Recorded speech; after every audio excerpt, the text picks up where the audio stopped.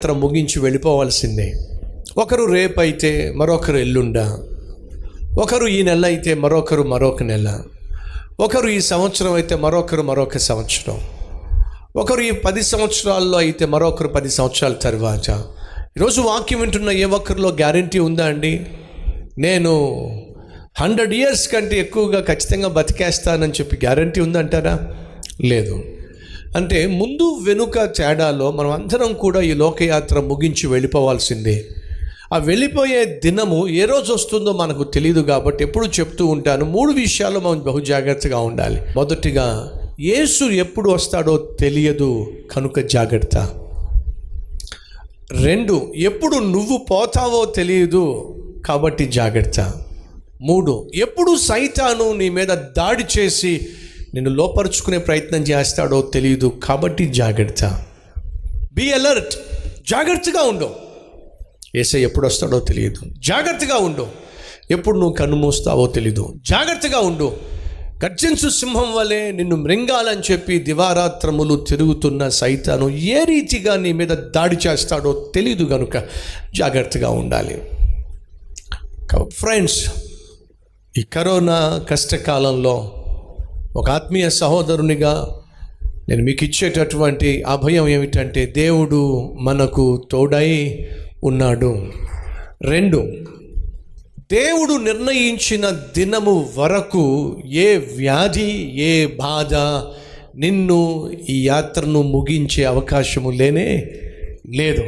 దేవుడు ఒకవేళ 60 సంవత్సరాలు ఆయుష్నిస్తే, 70 సంవత్సరాల ఆయుష్నిస్తే, 80 సంవత్సరాల ఆయుష్నిస్తే, లేక 85, 90 సంవత్సరాల ఆయుష్నిస్తే, సంపూర్ణంగా దేవుడు నిర్ణయించిన ఆయుష్ కాలం అంతా కూడా బ్రతుకుటకు కావలసిన కాపుదల, భద్రత నేను ప్రకటిస్తున్న దేవుడు నీకు ఇస్తాడు.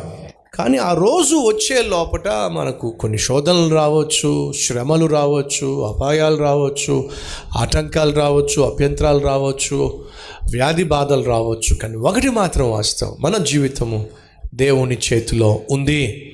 అదే సమయంలో మర్చిపోకండి, మన జీవితంలో ఏది జరగాలన్నా సరే దేవుని పర్మిషన్ లేకుండా, దేవుడు పర్మిషన్ ఇవ్వకుండా మన జీవితంలో జరిగే ఛాన్స్ లేనే లేదు. ఎందుకని? ఆయన సెలవు లేకుండా మీ తల వెంట్రుకలలో ఒక్కటి కూడా నేలను రాలదు అని బైబిల్ సెలవిస్తుంది.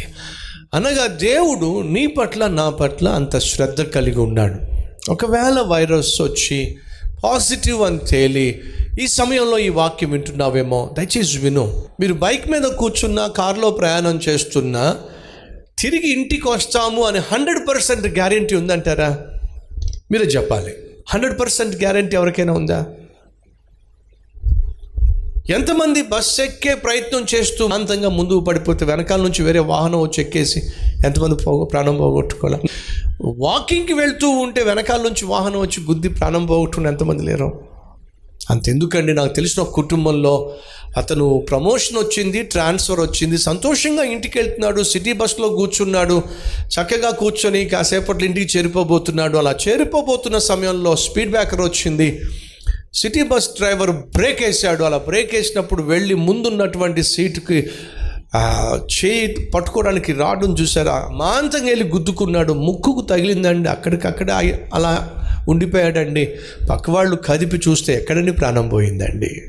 ఏమిటి? బస్సులో కూర్చున్న వ్యక్తి శుభమా అంటూ ప్రమోషన్ వస్తే, శుభమా అంటూ ట్రాన్స్ఫర్ వస్తే, అప్పటిదాకా భార్య ఒక చోట, భర్త ఒక చోట, ఎన్నో సంవత్సరాలుగా వేచి ఉన్నటువంటి ఆ ట్రాన్స్ఫర్ వచ్చింది. సంతోషంగా ఇంటికి వస్తున్నాడు. So no guarantee. సో నేను ఏమంటున్నానంటే, మీరు ఇంటిలో నుంచి బయటకు వచ్చి తిరిగి ఇంటికి వెళ్ళడానికి గ్యారంటీ ఉందంటారా? లేదు. 50-50 అంతేనంటారా? 50-50 ఛాన్సెస్. అదే సమయంలో మర్చిపోకండి, దేవుడు నీకు ఎంత ఆయుష్నైతే ఆయన నియమించాడో ఆ ఆయుష్ కాలం అంతా నువ్వు అనుభవించు వరకు ఏ అపాయము, ఏ కీడు కూడా నీ ప్రాణాన్ని నీకు దూరం చేసే ఛాన్స్ లేదు. కీడుగా కనిపించవచ్చు, అపాయంగా కనిపించవచ్చు, అనారోగ్యం ముంతెత్తచ్చు, కానీ నీ ప్రాణాన్ని మాత్రం ఏది ముట్టుకోలేదు. ఎందుకని? దానికంటూ ఒక నిర్ణయాన్ని దేవుడు నియమించాడు. ఈ విషయాన్ని దయచేసి గమనించండి.